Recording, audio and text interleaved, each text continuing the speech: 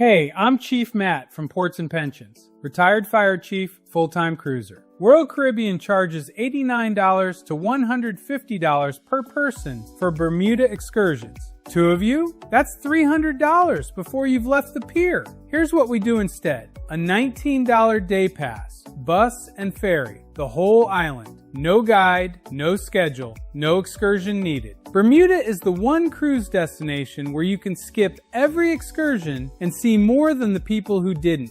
I'll show you exactly how. Here's what we're covering. Cape Liberty parking and check-in, the fast way. The sail away past the Statue of Liberty. And then the $19 move that beats every Royal Caribbean Bermuda excursion on the board. Let's go. Cape Liberty Cruise Terminal in Bayonne, New Jersey. This is our home port. Here's what I want you to notice. Cape Liberty is one way in, one way out. On a busy embarkation day, that means one thing. Arrive early since you will wait in line to park. Parking. Pay by plate. Cameras read your license plate on the way in.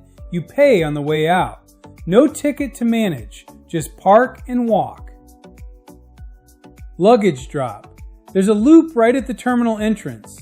Hand your bags to a porter, tip a couple dollars, and walk into check-in with just your carry-on. Don't drag suitcases through the garage. That's just adding work to your vacation before it starts. We got there around 11:30 and walked straight through. Royal Caribbean does a great job checking people in. Independence. She's a Freedom class ship. 3,800 passengers, not 7,600. You can actually find your way around without a map. That's what a lot of retirees actually want, not a floating city. So do you need the biggest ship in the world for Bermuda? No. You need the ship that gets you there comfortably. That's Indy. This is one of the best sailaways in cruising. You go right past the Statue of Liberty, under the Verrazano Bridge, through New York Harbor, and then you're open ocean. If you've never sailed out of Cape Liberty, do this. Grab a spot on deck 12 forward about 30 minutes before departure. The harbor views are worth it. That's free entertainment right there. What matters for this video is tomorrow. Because tomorrow we hit Bermuda, and that's where smart luxury actually pays off. Independence docks at the Royal Navy Dockyard. That's on Bermuda's western tip. This is where you start. The dockyard itself is worth a look. Clock Tower Mall, the Craft Market, Frog and Onion Pub if you want a pint before you explore further. But don't spend your whole day here. The dockyard is the launch point, not the destination. Here's what I want you to notice. You step off the ship and everything you need is relatively close by. Ferry terminal, bus stop, token kiosk, all right there. If any of that is too much of a walk, you can take the free shuttle. The Bermuda Day Pass. Bus and ferry, one ticket, 19 Bermudian dollars, which is 19 US dollars. The currency is pegged 1-to-1. You pay in US dollars, they take it. How to pay? I used the ShoreLink app, downloaded it, activated my day pass. I was on the ferry in 2 minutes. Easy.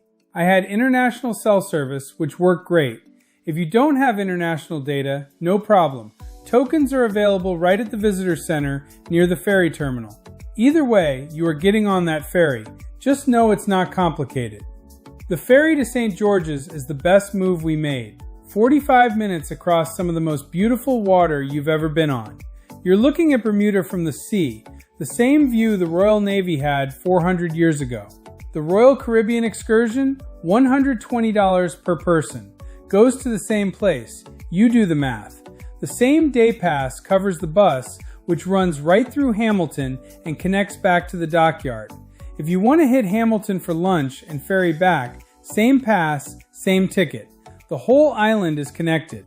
That's why Bermuda is one of our favorite cruise destinations and why you don't need to buy a single excursion. Bonus points for this cruise, we stayed in Bermuda overnight, so we were in no rush and not worried about getting back to the ship on time. St. George's. This is the Bermuda that cruise excursions skip because they're rushing you to a beach and back. Look at this street, 400 years old, and it looks it. St. George's is the oldest continuously occupied English settlement in the New World. They arrived in 1609, and while Jamestown came first, it was eventually abandoned. St. George's never was. St. Peter's Anglican. Oldest Anglican church in the Western Hemisphere. Still active, still standing. Walk inside, those beams, those gravestones. This place has been here since before the United States existed. You don't get that on a beach excursion. If you are able to, leave a $2 donation to help support the upkeep of the church. And then there's this, the unfinished church. Construction started in 1874. They ran out of money, never finished it. And somehow that makes it better. These stone arches open to the sky. It's haunting, it's beautiful, and it's free. Just walk in. The waterfront. This is where you just stop, sit on a bench, watch the boats. No flag, no group, no guide telling you it's time to move. White Horse, right on the water. We grabbed a drink on the patio, looked out at the harbor, felt the breeze. That's the St. George's move. You're not rushing. You're not on a schedule. You're just there. Lunch at Wahoo's, local spot. Wife had the fish sandwich.